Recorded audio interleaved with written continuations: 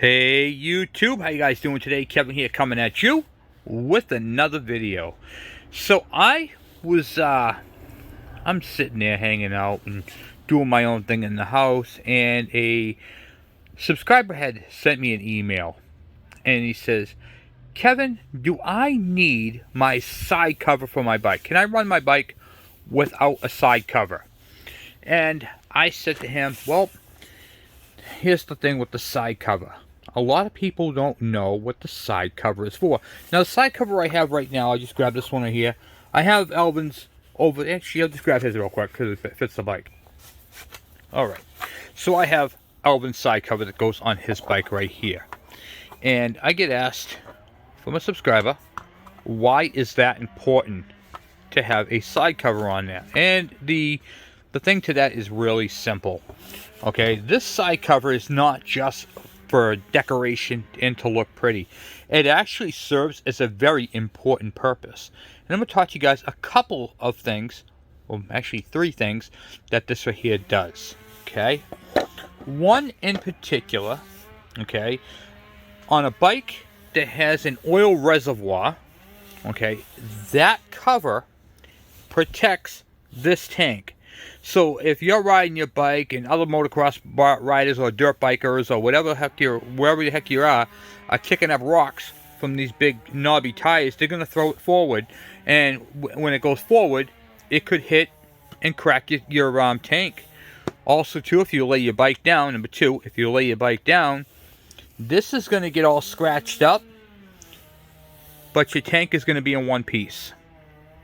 Okay, so that's 2 of the things. So it stops rock deflection, and if you dump the bike, it protects your oil tank so you don't lose all your oil and then can't ride the bike home, or if you're on the trail. The other thing it does, and especially on this particular bike right here, okay, on the DS80, it also deflects dirt from the air intake. So let me show you this. Dirt and debris can get up through the sides here as well. All right, so you got this deflector right here. This is the lower rear fender, and then you can see right here how there's already dirt up there, but the side covers minimize it from coming up underneath through here and on the sides from the tires being kicked up, because this is where the engine gets its air, where it breathes right here from. So the side covers and the inner fenders and all that are very important to have on your bike. Back in the old days of motocross, they used to use diamond plate or like aluminum and stuff like that to make covers and stuff like that. On some of our other bikes, this cover right here protects the battery, because most bikes, the battery's up underneath here. That protects the rocks and stuff from hitting the battery and possibly causing damage. And you can see on the KE125, the air intake's also up top. So there is a lot of protection that side cover right there offers. And it's a really cool place to put your number of your dirt bike. So when you're in competitions, that's where you can put it. So it actually adds a lot of strength to the bike, and it's a very good thing to have on your bike for protection. Alright, so we're back on this bike right here. We are going to, right now, we're going to do the coil mount. We're going to start with the coil mount. And I'm not going to go crazy on this bike today. We have a lot of stuff to do. But I'm going to take the coil off and get it somewhat mounted in. Now, this bike right here is set up for a points ignition. So the coil mount is in the wrong spot for a CDI. But we're going to take what we have here and we're going to make it work. That coil right there is for a DS80 or a DS100 with CDI. So it's going to work just fine on the bike. However, it's in the wrong spot and we got to get it mounted. And once I do that, once I figure out how we're going to do that, then we got to do the wiring, tie it in. We have a couple broken wires on the loop right there, and we got to cut that connector off and kind of make it work. You know what I mean? So let's get that coil ripped off, and we will get that whatchamacallit there mounted properly. But before I do, please take a moment, if you guys like bike repair videos, hit that subscribe button and the bell icon so when I post a video, you guys get it. Let's get you guys in the stand and we'll get crack-a-lackin'. Okay, so the coil mount is actually right there, and we got to take that out and kind of modify it so it will take a CDI coil, which is the reason why it was never bolted up properly in the first place, is because they had the wrong coil on there. Alright, get down here. See if we can do this with the exhaust in the way. No, that ain't gonna work. Nope. Okay, let me get a, I have to get a different bit here, because now I got the exhaust in there, it's in the wrong spot. Okay, let's try this right here.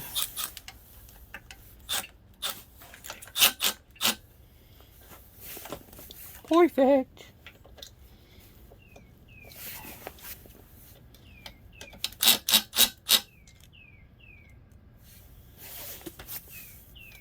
Okay.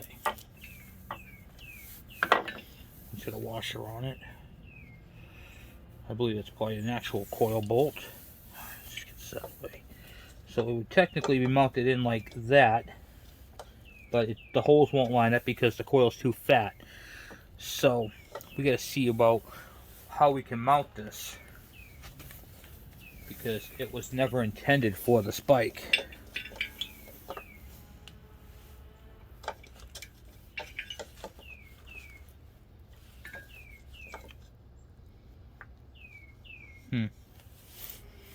I got an idea, but I don't know if it's going to work. Looks like it's going to be dropped down quite a ways. I got these right here. I wanted to try this. These are for a, whatchamacallit there, a battery. See if they'll fit.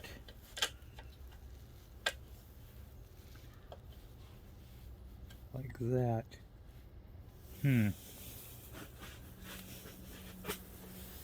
That might actually work. I'm gonna use that ground one on that side. How far off are these bolts? Just a smidge off.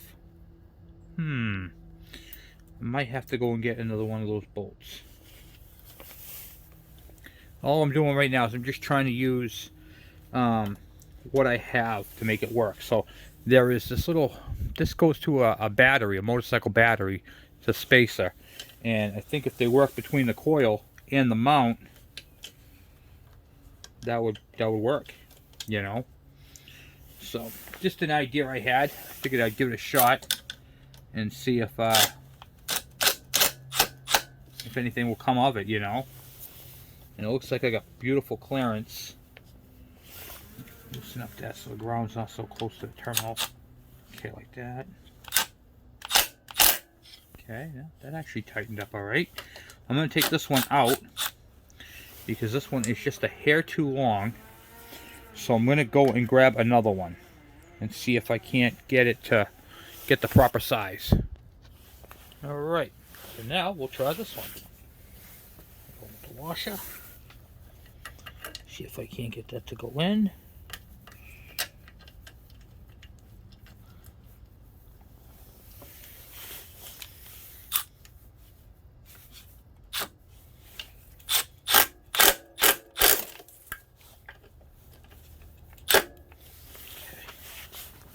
Alright, now we get that all mounted on there, nice and solid. I can see an air gap between the frame and the coil, so you can see the air gap when I do that. So we got plenty of spacing there, and I'm going to take that wire with the spade connector and hook that up. Okay, now my ignition coil is connected, bolted down, don't have to worry about that. Oftentimes we look at a bike and you see all this damage and you see so much stuff. It's missing all these right here. We're going to put this one on this side over here. You see a bike and it's got so much damage on it. And it's really discouraging when you see all the stuff. Like, what is wrong with this bike? Why is it like this? Who did this to this bike, you know? Who did this to this bike and why, you know? And it's like, this bike right here was literally, you know, beaten to hell, and then, what do you call it there? And, you know, not being used, and then it sat, and then they were going to use it again. you know, and it's one of those things where it doesn't take much time to fix a little problem and make it good again. Okay, I used a rubber mallet, not a regular metal hammer.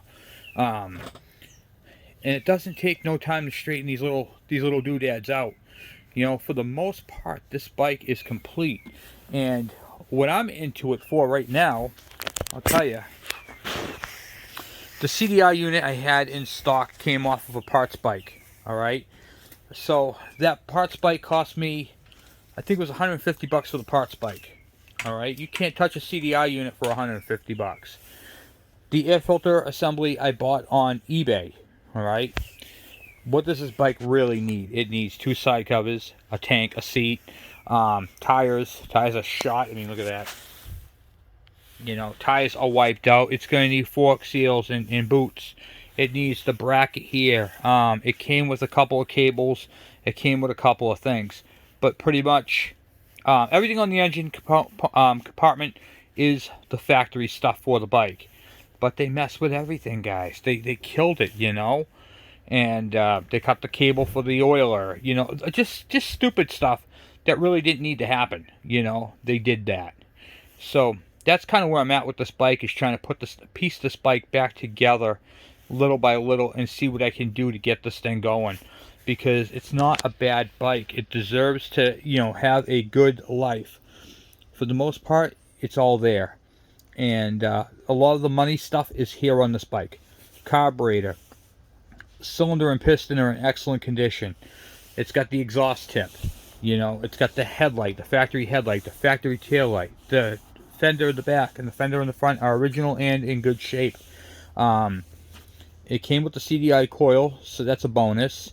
The Kickstarter was there. All the major stuff was there for this bike. It was just, you know, the tank is rotted out. It just needs a lot of love, and it's easy enough to do for these bikes. You know, it's easy enough to get a bike like this. I'm not going to go crazy on this bike.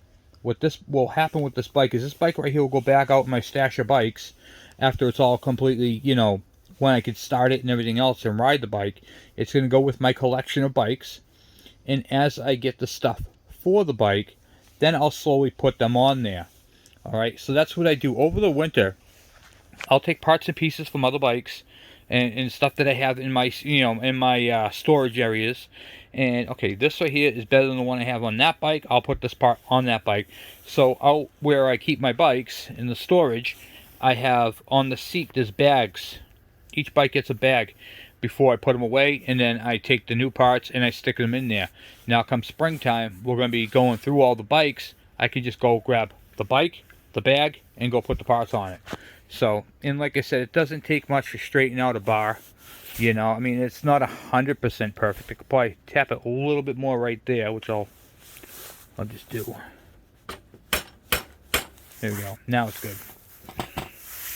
So, yeah, just so much stuff that you can do with these bikes. And they are great bikes, you know, once you get them to that point. So, let's get the bike back into position, and I think I have a clutch cable for this and the mechanism. So, let's take a look at that. Okay, so I have a brand new clutch cable right here.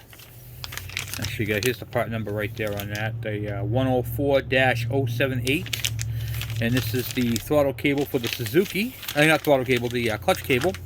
And it's got the adjuster and all the happy stuff to put this on. The only problem with it, really, is I don't have this part right here. This is the actuator arm. And this one right here is too long. This is off the 250 Suzuki. The one that I need is the shorter one, so I'm going to have to go ahead and order that. But let's take this out of the package and see if we can at least install what we can install and get it onto the bike. That way I don't take a chance on losing it. Because let's just be honest with you, I really don't want to lose a cable. Not that I am misorganized, because I'm not, but like the more I can put on this bike, the better off I am. You follow what I'm saying? Okay. Alright, let's throw that bag away and get that out of the drawer. Alright, let's go see if we can put this onto the bottom there. Look at that, it's got the adjuster and everything. So this is going to be interesting to install, I'll tell you that. Okay. Alright. So, that arm, which actually goes right here on this, is, see how it hits right here on the case? So it's actually too long. They actually make a shorter ones about yay long, and that is what actuates it. Alright, so when I get that, and we'll be doing a video on that. Okay, so let's get this into place here first. So, this ear right here is very common to break off. Alright, and it's because it's got a slot in it right here. You don't have to gorilla tighten these, they just get snug. Alright, so what you're going to do is you're going to take your boot. This is how it's going to look when you buy a cable. It's got the boot that goes onto the bottom here to protect the threads. So what you're going to do is you're going to unscrew that so it's freehand, like that. So it slides up and down, and then you can just slide it right into place. And then screw it on down.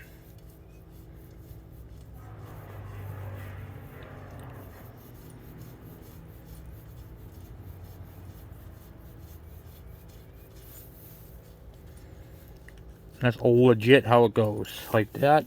Then the rubber boot goes on the bottom, like so. This right here would hook up to the arm, the actuator arm. Here's your cable, goes into here. Then your boot goes over all that, like so. And then your cable is ran up over your head. There should be a spring on here, which there is not. But that's okay. We'll figure that out at a later date, because I don't have the cable that came off this one.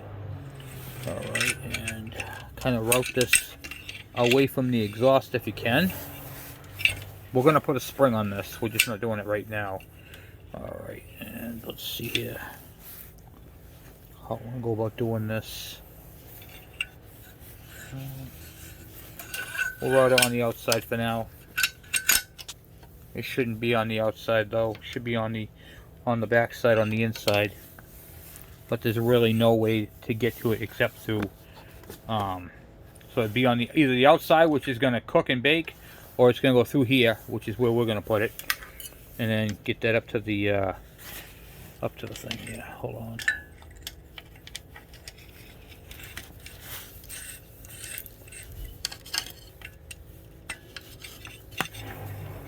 Okay, like so.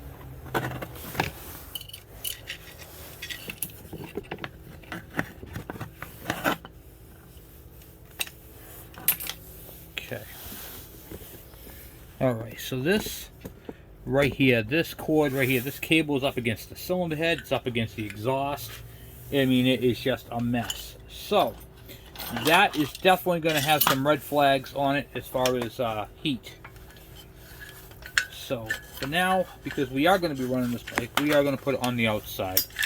I know it looks tacky and horrible, but it's going to go on the outside for now. And then what I'll do is I will maneuver it at a later date. At least if it's up like that, it won't be in the way. Yeah. Shouldn't have a cable out in the open like that. But Suzuki has a really awkward way of doing it, so I'm going to find out the routing. It's supposed to go into this clip right here, but if it does, it's going to be up against the exhaust again. So if you route it in the back, it's too much of a turn. So yeah, it's going to be fun. Okay, so that's where we're at with that. Hey guys, hey guys. Alright, so we're back. Alright, so I cut off this 6-pin connector right here, which only has 3 wires on it. You have your black with a red stripe, which is this one right here. That is your wire that goes up to your CDI coil. The yellow with the red stripe, that is for your lights. And then your black with the white stripe, that is your ground. Okay, so those are your 3 wires that come off of your CDI magneto. Now, if you're going from points ignition to CDI like I am, you're going to have an extra wire. So on the CDI one, you have your white with a black stripe, your black with the red stripe, and then your yellow with the red, which is the same as on the CDI connector. This is what the CDI connector looks like. On a points ignition, you have 2 bullet connectors like that, which only has a black wire and a yellow with the red stripe. So how do you connect this?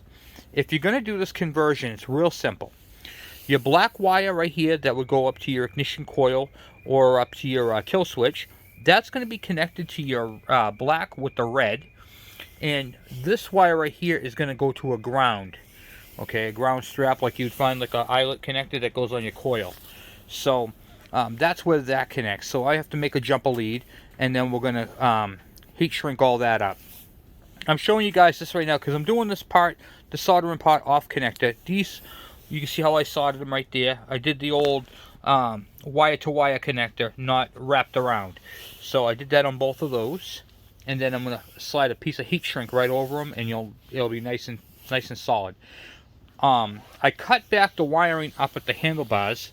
When we pulled it back the last time, we noticed that these two wires right here were brutally cut.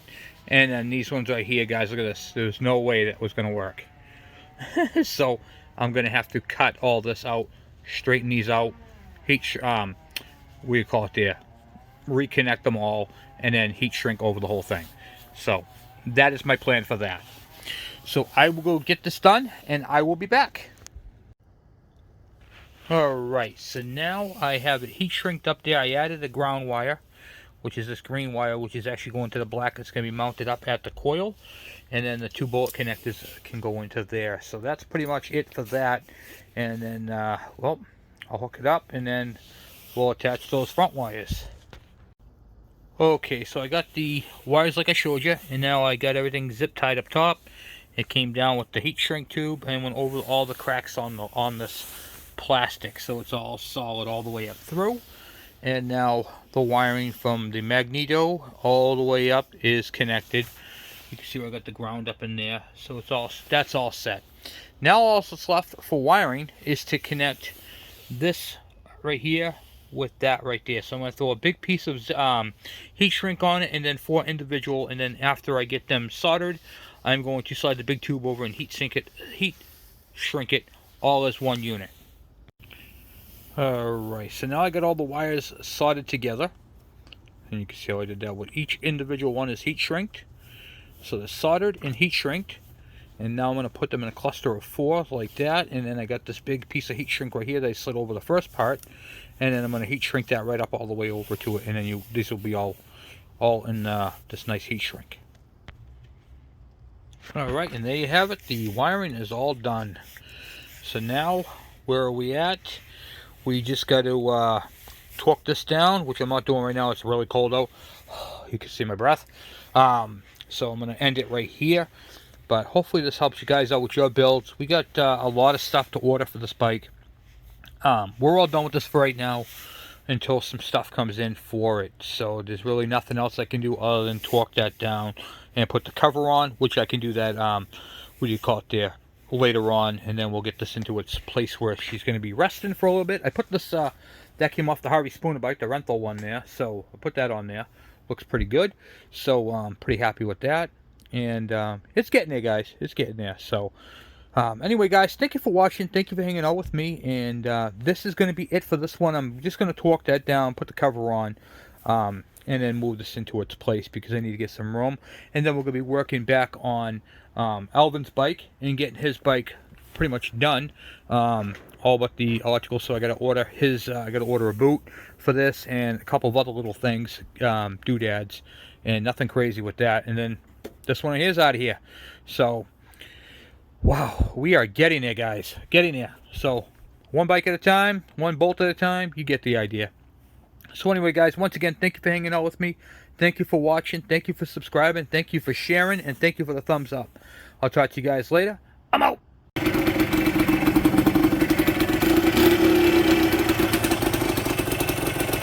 Headlight works. Tail light works.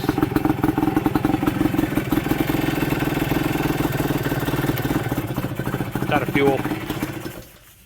Not bad, huh?